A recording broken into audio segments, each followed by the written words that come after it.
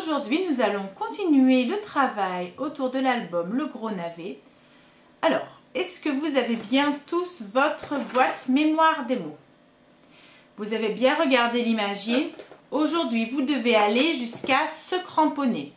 On va regarder ensemble les deux mots que nous ajoutons aujourd'hui dans la boîte mémoire des mots.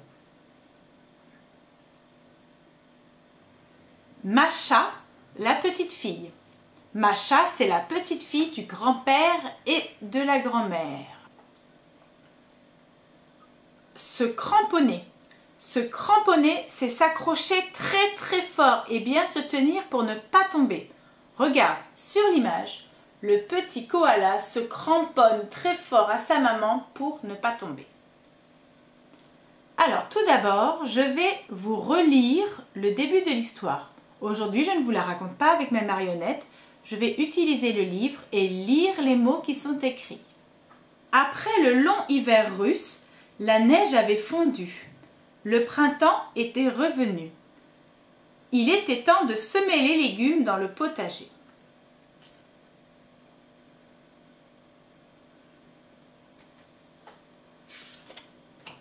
Le grand-père sema les légumes et pour finir, déposa dans un trou une graine de navet.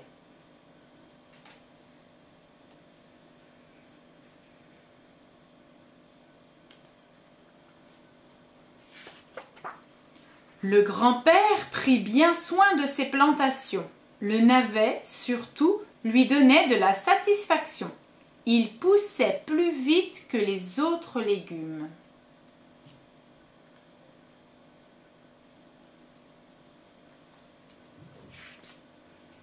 Le navet avait tant poussé que le grand-père se demanda comment il ferait pour le cueillir.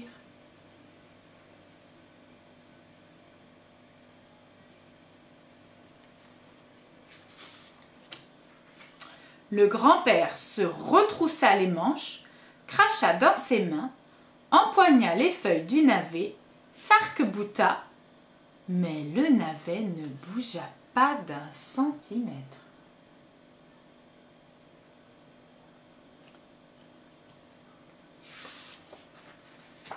« Mère, viens m'aider » cria le grand-père. La grand-mère prit le grand-père par la taille, le grand-père s'arc-bouta, la grand-mère aussi, mais le navet ne bougea toujours pas.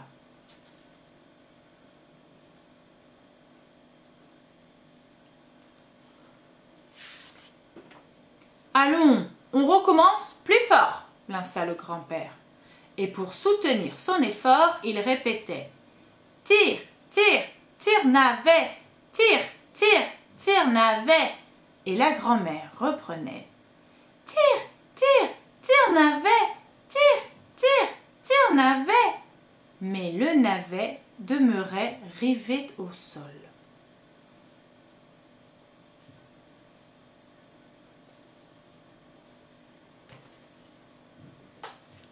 Nous nous étions arrêtés ici.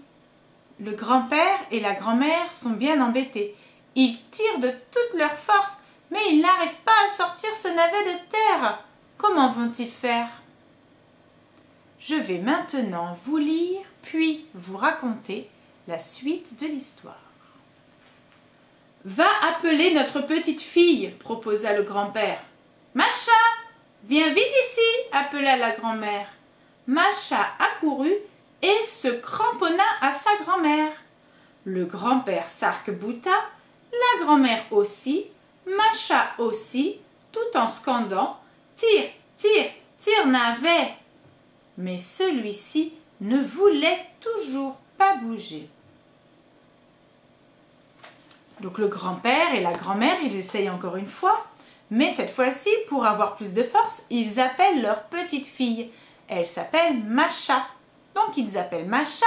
Macha, elle se cramponne à la grand-mère. Ça veut dire elle s'accroche très fort. La grand-mère, elle s'accroche au grand-père et tous les trois, ils tirent, ils s'arc-boutent. Et pour se donner du courage, ils chantent leur petite chanson. Tire, tire, tire navet. Toi aussi tu peux la chanter. Tire, tire, tire navet. Tire, tire, tire navet. Mais le navet, ce coquin, il est toujours bien enfoncé dans le sol. Alors maintenant, je vais vous demander d'imaginer ce qu'il y a sur l'image.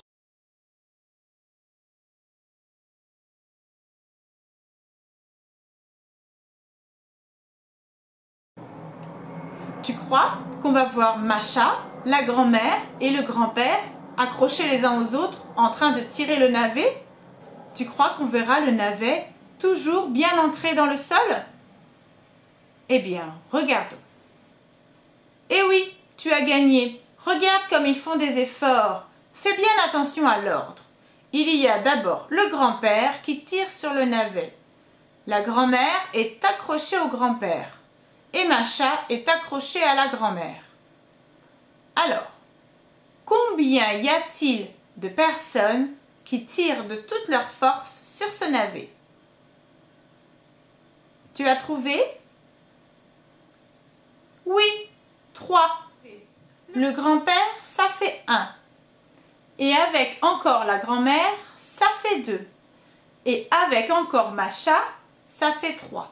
Il y a bien pour le moment 3 personnes qui tirent sur le navet. Mais est-ce que le navet a bougé? Non, il est vraiment bien rivé au sol celui-là.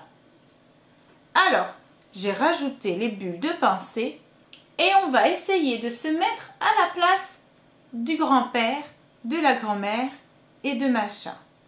À ton avis, que pense-t-il? Oui, ils en ont marre de tirer. Ils se demandent bien comment ils vont faire pour déraciner ce navet pour pouvoir le cueillir et enfin le manger. Est-ce que tu crois qu'ils vont aller chercher un peu d'aide? Eh bien cela, nous le verrons dans la prochaine vidéo.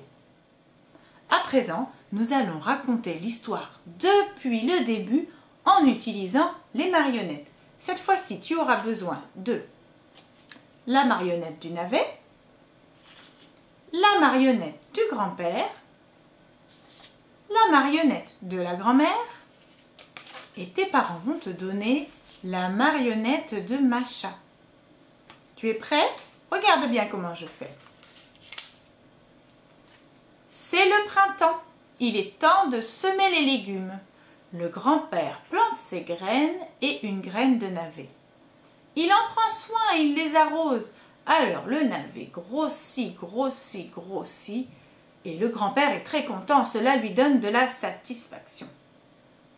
Le moment est venu de cueillir le navet. Le grand-père se demande, mais comment est-ce que je vais faire pour cueillir cet énorme navet? Alors le grand-père s'accroche au navet, il tire, il tire, il tire, il tire. Mais le navet reste sans bouger, il n'y arrive pas. Alors il appelle la grand-mère. « Mère, viens m'aider !» La grand-mère arrive, elle s'accroche au grand-père et il tire, il tire, il tire. Ils inventent même une petite chanson pour se donner du courage. Tire, tire, tire navet, tire, tire, tire navet.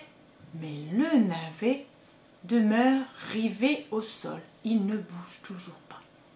Alors la grand-mère, elle appelle Macha, la petite fille. La petite fille arrive, elle se cramponne à la grand-mère. Et tous les trois, ils tirent sur le navet. Tire, tire, tire navet, tire, tire, tire navet. Mais le navet ne bouge toujours pas. Oh là là, c'est difficile de cueillir ce navet. Pour connaître la suite de l'histoire, il va falloir patienter jusqu'à lundi.